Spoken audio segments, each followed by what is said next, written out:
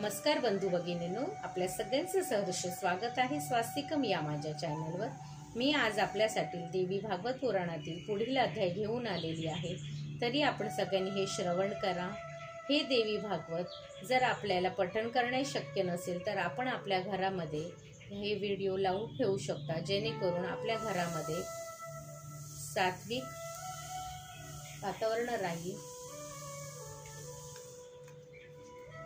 चला तर मग सुरुवात करूया आपण पुढील अध्यायास।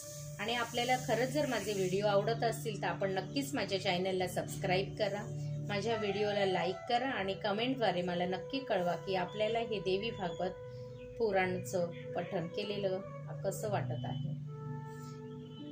देवीचा प्रादुर्भाव आणि कौशिक देवीची आविर्भाव। व्यास म्हणाले, हे राजा, अशा प्रकारे देवांचे अस्तित्व असूनही शुंभाने एक छत्री राज्य करता करता खूप वर्षे गेली।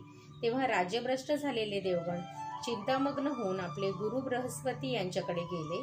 ते त्यांना म्हणाले, हे महामुने, आता आम्ही काय करावे? हे संकट पार करण्यासाठी एखादा उपाय आम्हाला सांगा।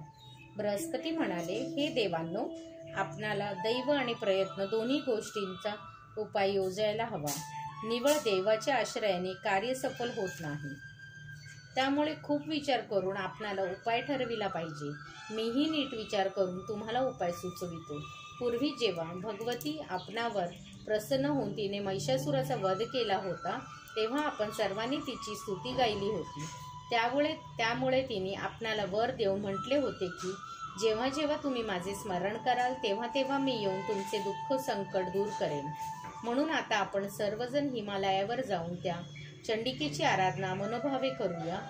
मी योग बलाने जाणले आहे की आपण जर मायाबीजाचे विधानाप्रमाणे पुनश्चरण केले तर भगवती आपणावर निश्चितच प्रसन्न होईल। आपल्या दुःखांचा शेवट आता जवळ आला आहे, यात जराही शंका येण्याचे कारण नाही। भगवती सदा हिमाचलावर विद्यमान असते असे मी ऐकले आहे। ती स्तुत आणि पूजित होऊन साधकांचे सर्व अभिष्ट पूर्ण करते। तिचे पूजन करायचे असे ठरवून हे देवगणांनो, हिमाचलावर जा, भगवती आपले सर्व कार्य सिद्ध करील। हे ऐकून सर्व देवगण हिमाचलाकडे निघाले। तेथे पोहोचल्यानंतर त्यांनी देवीचे ध्यान करून मायाबीजावर मंत्र जपण्यास सुरुवात केली। हे अभयदात्री महामाया, तुला नमस्कार असो। हे भक्तिगम्य महामाया, तुला नमस्कार असो।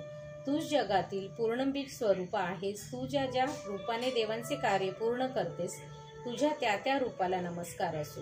तू आमच्यावर सदा दया दाखवतेस असे वेद पुराणे सांगतात। तूच आमची माता, तूच सहायिका।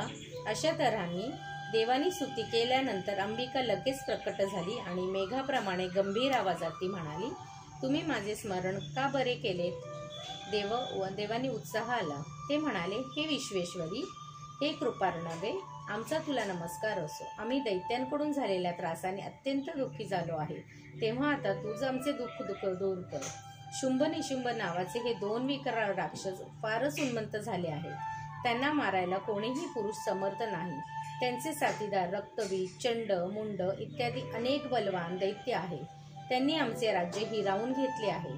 हे महाबले, तुझ्याशिवाय आम्हाला अन्य कोणतीच गती दिसत नाही। तूच आमचे हे काम कर। हे देवी, तूच या विश्वाची रचना केली आहेस आणि त्याच विश्वाला ते अहंकारी दानव पीडित करत आहेत। तेव्हा तू संपूर्ण विश्वाची या संकटातून सुटका कर।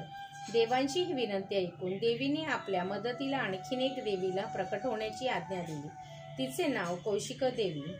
ती अतिशय कृष्णवर्ण होती, त्यामुळे तिला कालिका नाव पडले। तिच्या त्या कृष्णवर्णामुळे ती दैत्यांवर भय उत्पन्न करू शकली। अंबिका म्हणाली, हे देवगणांनो, आता तुम्ही निर्भय व्हा, मी तुमच्या शत्रूकडे पाहते।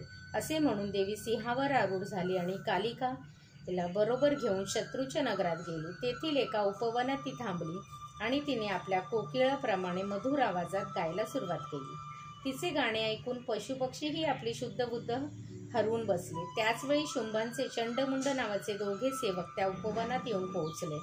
त्यांनी पाहिले की एक स्त्री गाते आहे आणि दुसरी तसेच जवळ उभी आहे। तेव्हा ते लगबगीने शुंभाकडे गेले आणि त्यांनी त्याला नमस्कार करून उपवनात पाहिलेले स्त्रियांबद्दल सांगितले।